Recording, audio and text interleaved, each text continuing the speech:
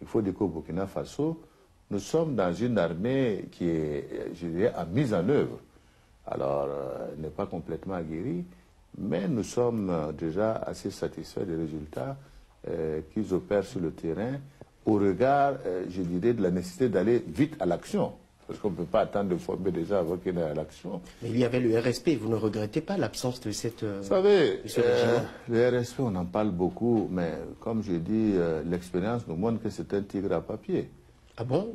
Puisque la preuve, c'est que, comme je dirais, lorsque les RSP étaient en posture et que les forces loyalistes ont attaqué la position du RSP, et il n'y avait plus de RSP, tout le monde a disparu.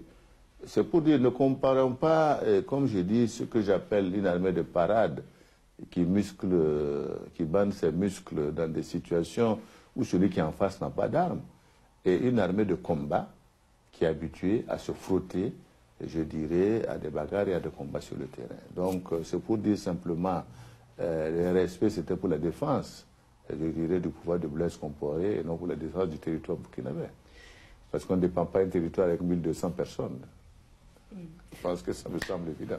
Vous parlez vous-même de votre prédécesseur, Blaise Compaoré. Il y a des rumeurs que l'ex-président burkinabé aurait eu des liens avec des terroristes et que c'est justement à cause de sa chute maintenant que le Burkina Faso souffre du terrorisme. Qu'il y ait eu des liens, je pense que ce n'est pas des rumeurs, c'est un fait établi maintenant. Est-ce la raison pour laquelle... Mais non, mais le Burkina Faso a bénéficié de la paix sociale pendant des années parce que, quelque part, nous avions un deal qui était là. Ça me semble évident. Maintenant, concernant la suite, je dirais que, comme on a dit, c'est du fait qu'il y a eu justement ce genre de situation qu'on est en droit de se demander pourquoi aujourd'hui le Burkina Faso est-il plus sensible. D'autant plus que je dois rappeler qu'après le départ de Blaise Compaoré les élections, à peine nous avons mis le 12 janvier le gouvernement en place que le 15 nous avions le premier attentat au Burkina Faso avec plus de 30 morts. Alors qu'il n'y avait rien qui présageait de cela. Et depuis lors, nous sommes dans une activité antiterroriste dont l'objectif c'est de nous empêcher de travailler. C'est tout. Est-ce que vous confirmez aussi à ce moment-là que des leaders terroristes sont venus chez vous, vous réclamer les voitures qu'ils avaient commandées à votre prédécesseur? Je confirme, puisque j'ai été touché dans ce sens lorsque je suis arrivé. Je ne suis pas au courant, j'ai dit non.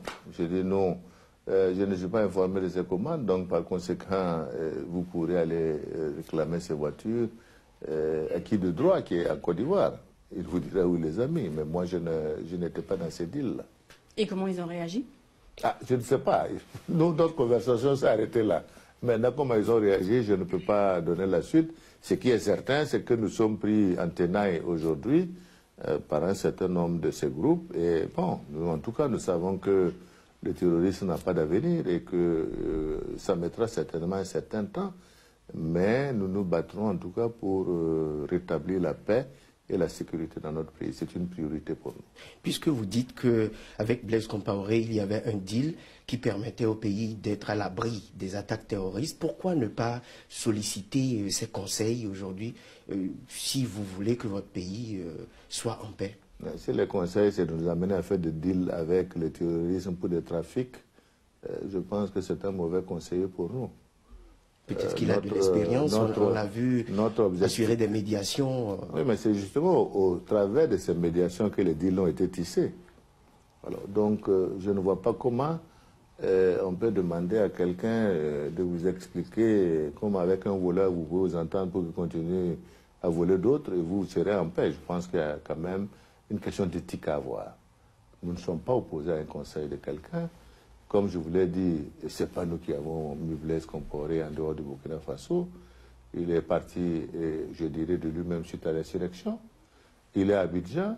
S'il veut conseiller, il peut conseiller. Il reviendra peut-être au Burkina Faso. Mais nous avons dit, nous n'avons chassé personne. Celui qui veut revenir, il revient. Nous avons simplement dit, si vous avez des problèmes avec la justice, vous rendez à la justice, vous faites le point là-bas et vous continuez. Nous n'avons aucun problème. Mais comme je dis, depuis que Blaise Compaoré à Abidjan, les attaques se multiplient au Burkina Faso. je n'ai jamais entendu Blaise Compaoré qui a fait une déclaration à l'attention de son peuple pour l'encourager, pour estimer que les actions sont mauvaises. Ça vous manque?